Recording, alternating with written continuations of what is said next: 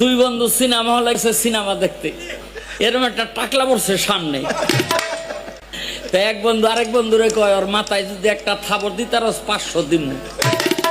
জোরে একটা থাবর মাইরে কয়, কিরে আব্দুল, আহনের সময় কত যে তোরে খুঁজছি, তুই একলাই বই রিস। বেড়ায় ঘুরিয়া কয়, ওই টাকলাই ঘুরিয়া কয়, ভাই আমি আব্দুল না।